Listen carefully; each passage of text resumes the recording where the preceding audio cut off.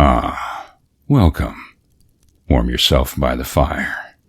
Have a seat or snuggle up in your favorite spot and let me tell you a story. And now, An Occurrence at Owl Creek Bridge by Ambrose Bierce. A man stood upon a railroad bridge in northern Alabama, looking down into the swift water, 20 feet below. The man's hands were behind his back, the wrists bound with a cord. A rope closely encircled his neck. It was attached to a stout cross timber above his head, and the slack fell to the level of his knees. Some loose boards laid upon ties supporting the rails of the railway supplied a footing for him and his executioners, 2 privates of the Federal Army, directed by a sergeant who, in civil life, may have been a deputy sheriff. At a short remove upon the same temporary platform was an officer in the uniform of his rank, a captain, armed. A sentinel at each end of the bridge stood with his rifle in the position known as support, a formal and unnatural position enforcing a stiff carriage of the body. It did not appear to be the duty of these 2 men to know what was occurring at the center of the bridge. They merely blockaded the 2 ends of the foot planking that traversed it. Beyond one of the sentinels, nobody was in sight. The railroad ran straight away into a forest for 100 yards and then, curving, was lost to view. The other bank of the stream was open ground, a gentle slope topped with a stockade of vertical trunks looped for rifles, with a single embrasure through which protruded the muzzle of a brass cannon commanding the bridge. Midway up the slope, between the bridge and fort, were the spectators, a single company of infantry in line at parade rest, the butts of their rifles on the ground, the barrels inclining slightly backward against the right shoulder, and the hand across the stock. A lieutenant stood at the right of line, the point of his sword upon the ground, his left hand resting upon his right. Excepting the group of 4 at the center of the bridge, not a man moved. The company faced the bridge, staring stonily, motionless. The sentinels, facing the bank of the stream, might have been statues to adorn the bridge. The captain stood with folded arms, silent, observing the work of his subordinates, but made no sign. Death is a dignitary who, when he comes announced, is to be received with formal manifestations of respect, even by those most familiar with him. In the code of military etiquette, silence and fixity are forms of deference. The man who was engaged in being hanged was apparently about 35 years of age. He was a civilian, if one might judge from his habit, which was that of a planter. His features were good: a straight nose, firm mouth, broad forehead from which his long, dark hair was combed straight back, falling behind his ears to the collar of his well-fitting frock. He wore a mustache and pointed beard, but no whiskers. His eyes were large, dark, and gray, and had a kindly expression, which one would hardly have expected in one whose neck was in the hemp. Evidently, this was no vulgar assassin. The liberal military code makes provision for hanging many kinds of persons, and gentlemen are not excluded. The preparations being complete, the 2 private soldiers stepped aside, and each drew away the plank upon which he had been standing. The sergeant turned to the captain, saluted, and placed himself immediately behind that officer, who in turn moved apart 1 pace. These movements left the condemned man and the sergeant standing on two ends of the same plank, which spanned three of the cross ties of the bridge. The end upon which the civilian stood almost, but not quite reached, a fourth. This plank had been held in place by the weight of the captain. It was now held by that of the sergeant. At a signal from the former to the latter, he would step aside. The plank would tilt, and the condemned man go down between the two ties. The arrangement commended itself to his judgment as simple and effective. His face had not been covered, nor his eyes bandaged. He looked a moment at his unsteadfast footing, then let his gaze wander to the swirling water of the stream, racing madly beneath his feet. A piece of dancing driftwood caught his attention, and his eyes followed it down the current.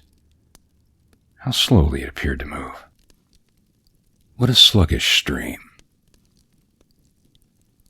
He closed his eyes in order to fix his last thoughts upon his wife and children. The water, touched to gold by the early sun, the brooding mists under the banks at some distance downstream, the fort, the soldiers, the piece of drift, all had distracted him. And now he became conscious of a new disturbance. Striking through the thought of his dear ones was a sound which he could neither ignore or understand, a sharp, distinct metallic percussion, like the stroke of a blacksmith's hammer upon the anvil. It had the same ringing quality. He wondered what it was, and whether immeasurably distant or nearby. It seemed both. Its recurrence was regular, but as slow as the tolling of a death knell. He waited each new stroke with impatience, and he knew not why, but apprehension. The intervals of silence grew progressively longer. The delays became maddening. With their greater infrequency, the sounds increased in strength and sharpness. They hurt his ears like the thrust of a knife. He feared that he would shriek. What he heard was the ticking of his watch. He unclosed his eyes and saw again the water below him. If I could free my hands, he thought, I might throw off the noose and spring into the stream. By diving, I could evade the bullets and, swimming vigorously, reach the bank, take to the woods, and get away to my home.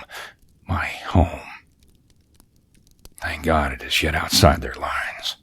My wife and little ones are still beyond the invaders' farthest advance. As these thoughts, which have here been set down in words, were flashed into the doomed man's brain rather than evolved from it, the captain nodded to the sergeant, and the sergeant stepped aside. Peyton Farquhar was a well-to-do planter of an old and highly respected Alabama family. Being a slave owner and, like other slave owners, a politician, and he was naturally an original secessionist and ardently devoted to the Southern cause. Circumstances of an imperious nature, which it is unnecessary to relate here, had prevented him from taking service with that gallant army which had fought the disastrous campaigns ending with the fall of Corinth, and he chafed under the inglorious restraint, longing for the release of his energies, the larger life of the soldier, the opportunity for distinction. That opportunity, he felt, would come as it comes to all in wartime. Meanwhile, he did what he could. No service was too humble for him to perform in the aid of the South. No adventure too perilous for him to undertake if consistent with the character of a civilian who was at heart a soldier, and who, in good faith and without too much qualification, assented to at least a part of the frankly villainous dictum that All is fair in love and war. One evening, while Farquhar and his wife were sitting on a rustic bench near the entrance to his grounds, a gray-clad soldier rode up to the gate and asked for a drink of water. Mrs. Farquhar was only too happy to serve him with her own hands. While she fetched the water, her husband approached the dusty horseman and inquired eagerly for news from the front. "The Yanks are repairing the railroads," said the man, "and are getting ready for another advance. They've reached the Owl Creek Bridge, put it in order, and built a stockade up the north bank. The Commandant has issued an order which is posted everywhere declaring that any civilian caught interfering with the railroads, its bridges, tunnels, or trains, will be summarily hanged. I saw the order." "How far is it to Owl Creek Bridge?" Farquhar asked. About 30 miles. "Are there no forces on this side of the creek?" Only a picket, posted about a half-mile out on the railroad, and a single sentinel at the end of the bridge." "Suppose a man, a civilian, and a student of hanging should elude the picket post and perhaps get the better of the sentinel," said Farquhar, smiling. "What can he accomplish?" The soldier reflected. "I was there a month ago," he replied.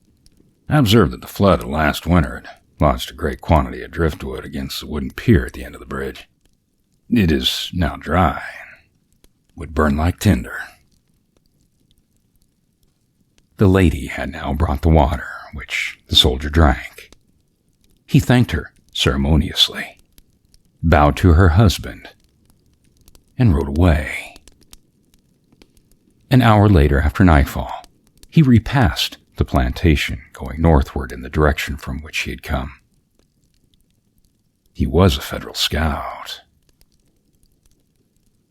As Peyton Farquhar fell straight down through the bridge, he lost consciousness and was one as already dead. From the state he was awakened, ages later it seemed to him, by the pain of a sharp pressure upon his throat, followed by a sense of suffocation. Keen, poignant agonies seemed to shoot from his neck downward through every fiber of his body and limbs. These pains appeared to flash along well-defined lines of ramification, and to beat him with an inconceivably rapid periodicity. They seemed like streams of pulsating fire heating him to an intolerable temperature. As to his head, he was conscious of nothing but a feeling of fullness, of congestion. These sensations were unaccompanied by thought. The intellectual part of his nature was already effaced, and he had power only to feel, and feeling was torment. He was conscious of motion.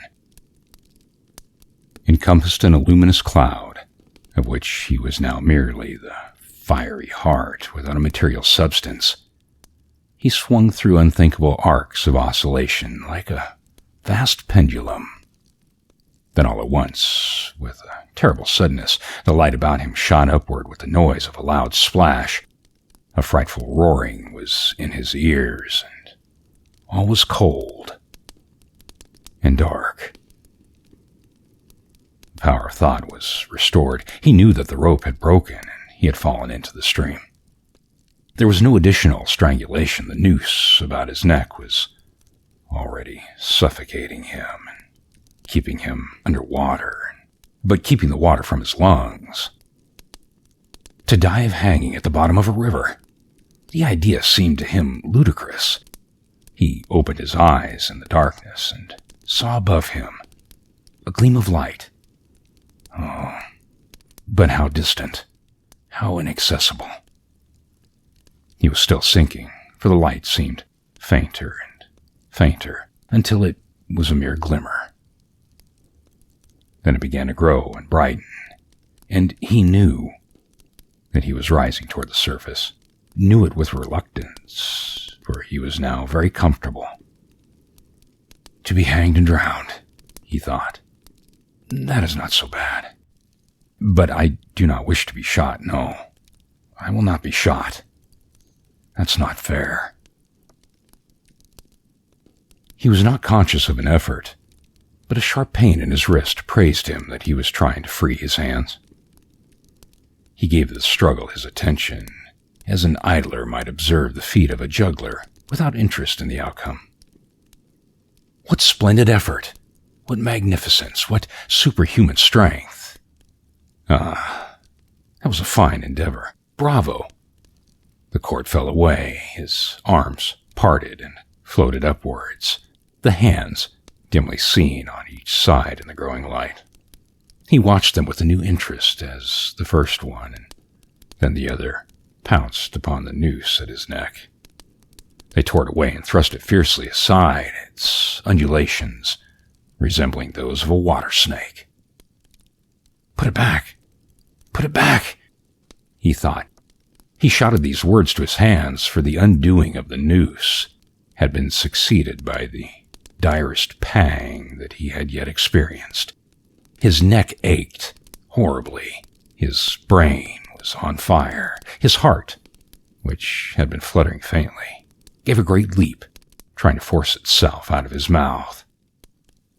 His whole body was racked and wrenched with an insupportable anguish, but his disobedient hands gave no heed to the command. They beat the water vigorously with quick, downward strokes, forcing him to the surface. He felt his head emerge. His eyes were blinded by the sunlight, his chest expanded convulsively, and with a supreme and crowning agony, his lungs engulfed a great draught of air, which instantly he expelled in shrieks. He was now in full possession of his physical senses. They were indeed preternaturally keen and alert. Something in the awful disturbance of his organic system had so exalted and refined them that they made a record of things never before perceived. He felt the ripples upon his face and heard their separate sounds as they struck. He looked at the forest on the bank of the stream, saw the individual trees, the leaves, and the veining of each leaf.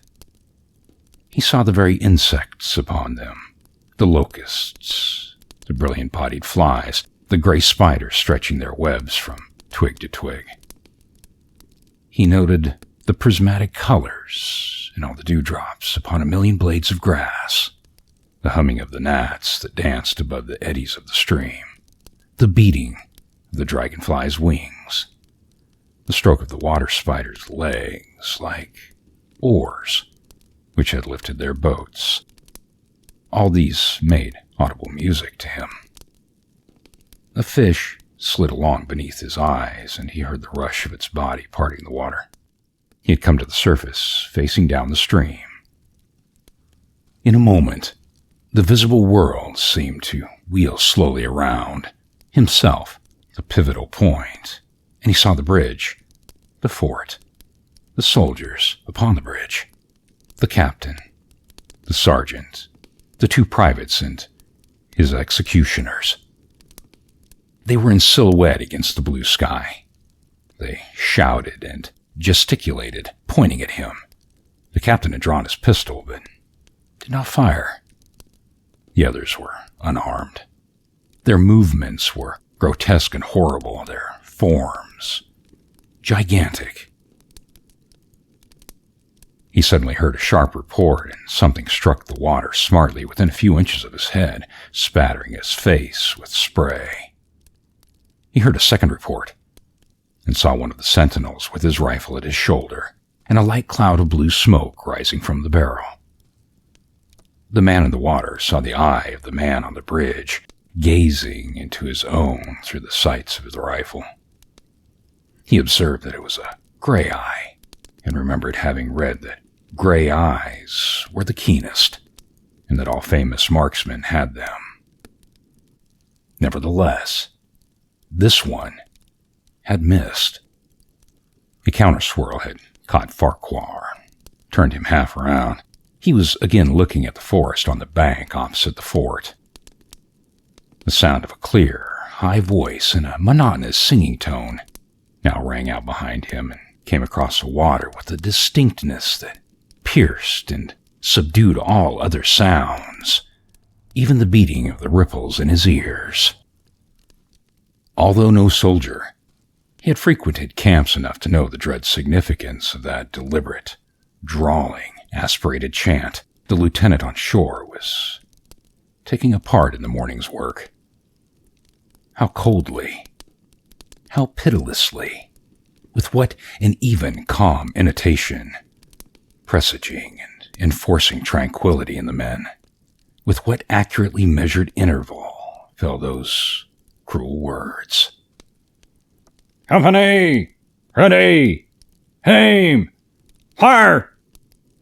Farquhar dived as deeply as he could. The water roared in his ears like the voice of Niagara, yet he heard the dull thunder of the volley and, rising again toward the surface, met shining bits of metal, singularly flattened, oscillating slowly downward. Some of them touched him on the face and hands and then fell away, continuing their descent. One lodged between his collar and neck. It was uncomfortably warm, and he snatched it out. As he rose to the surface, gasping for breath, he saw that he had been a long time underwater. He was perceptibly further downstream, nearer to safety. The soldiers had almost finished reloading. The metal ramrods flashed all at once in the sunshine as they were drawn from their barrels, turned in the air, and thrust into their sockets. The two sentinels fired again independently and ineffectually. The hunted man saw all of this over his shoulder. He was now swimming vigorously with the current. His brain was as energetic as his arms and legs. He thought with the rapidity of lightning.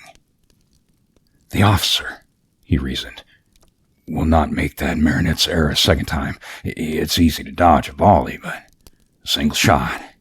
He probably already gave the command to fire at will. God help me, I cannot dodge them all." An appalling splash within 2 yards of him was followed by a loud, rushing sound, and then, seeming to fade back through the air to the fort, and died in an explosion which stirred the very river to its depths. A rising sheet of water curved over him and fell down upon him, blinded him, strangled him. The cannon had taken hand in the game. As he shook his head free from the commotion of the smitten water, he heard the deflected shot humming through the air ahead, and in an instant, he was cracking and smashing the branches in the forest beyond. "They will not do that again," he thought. "The next time, they will use a charge of grape. I must keep my eye upon the gun. The smoke will appraise me. The report arrives too late. It lags behind the missile. That is a good gun." Suddenly, he felt himself whirled around and around, spinning like a top.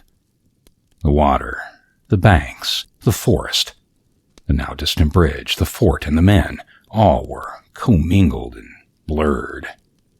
Objects were represented by their colors only, circular horizontal streaks of light. That was all he saw.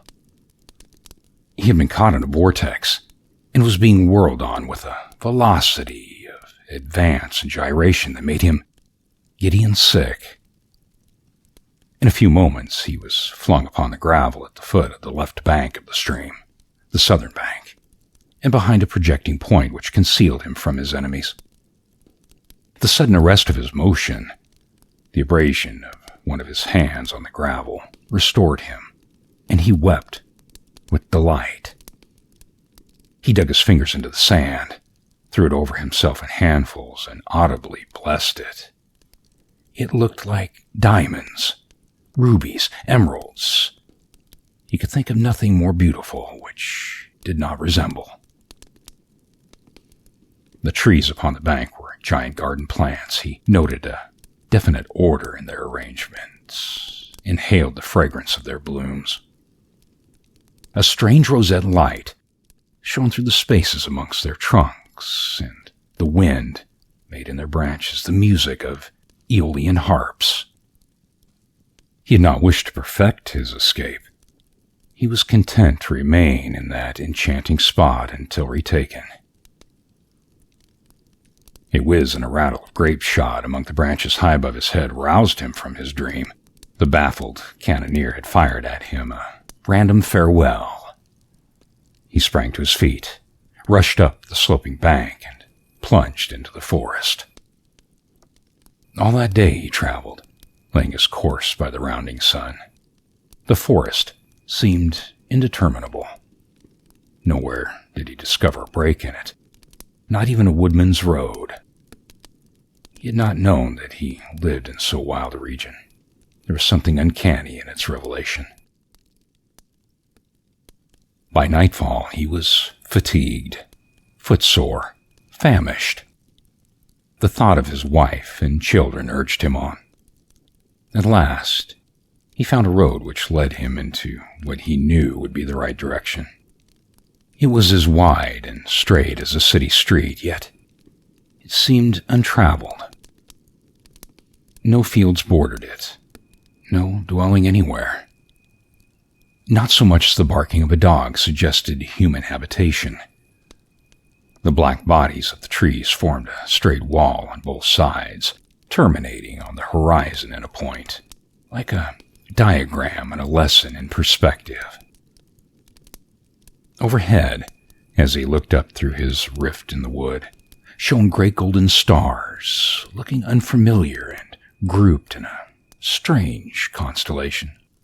He was sure they were arranged in some order which had a secret and malign significance. The wood on either side was full of singular noises, among which, once, twice, and again, he distinctly heard whispers in an unknown tongue. His neck was in pain, and, lifting his hand, found it horribly swollen. He knew that it had a circle of black where the rope had bruised it. His eyes felt congested. He could no longer close them. His tongue was swollen with thirst. He relieved its fever by thrusting it forward from between his teeth into the cold air. How softly the turf had carpeted the untraveled avenue.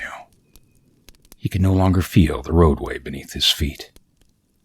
Doubtless, despite his suffering, he had fallen asleep while walking, for now he sees another scene. Perhaps he has merely recovered from a delirium. He stands at the gate of his own home. All is as he left it, and all bright and beautiful in the morning sunshine. He must have traveled the entire night. As he pushes open the gate and passes up the wide, white walk, he sees a flutter of female garments. His wife, looking fresh and cool and sweet, as she steps down from the veranda to meet him.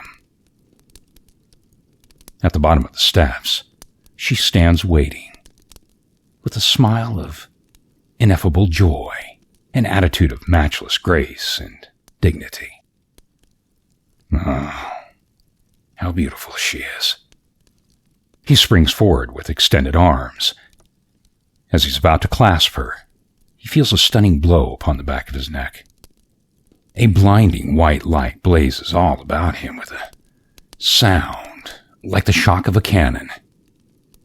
And then, all is darkness and silence. Peyton Farquhar was dead. His body, with a broken neck, swung gently from side to side beneath the timbers of the Owl Creek Bridge. If you like these stories, please subscribe, like, and share, and don't forget to hit that notification bell for future stories. And I thank you for listening. The end.